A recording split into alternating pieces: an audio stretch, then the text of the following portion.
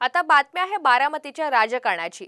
बारामतीमध्ये पवार विरुद्ध पवार असा सामना रंगण्याची चिन्ह आहेत।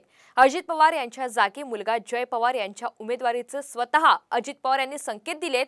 जय विरुद्ध चुलत भाऊ योगेंद्र पवार अशी लढत होण्याची आता शक्यता आहे। अद्याप योगेंद्र पवार यांच्या नावाची अधिकृत घोषणा झाली नसली तरी पवार साहेबांचा आणि कुटुंबाचा आशीर्वाद असेल तर विचार करायला हरकत नाही असं वक्तव्य योगेंद्र पवार यांनी केलेलं आहे। या सगळ्याच्या संदर्भात त्यांच्याशी सविस्तर बातचीत केली आहे आमच्या प्रतिनिधी सचिन गाड यांनी। आता लोकसभेच्या इलेक्शनच्या वेळेस तेव्हा एका भाषणात किंवा 2-3 भाषणात ते तेव्हा बोललेले की एखाद्या वेळी जर लोकसभेला वेगळा निकाल लागला तर ते विधानसभेला उभे राहणार नव्हते किंवा राहणार नाहीयेत। त्याच्यामुळे एखाद्या वेळेस जयचं नाव आता तिथं पुढे येत असेल।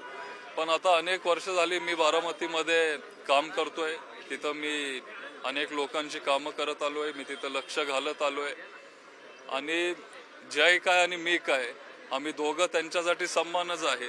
त्याच्यामुळे जर पवार साहेबांचा आशीर्वाद असेल, त्यांचा माझ्या काकांचा आशीर्वाद आणि सगळेच जे काका आहेत सगळ्यांचा अख्ख्या कुटुंबाचा आशीर्वाद असेल तर मग ह्याच्यावर विचार करायला हरकत नाही।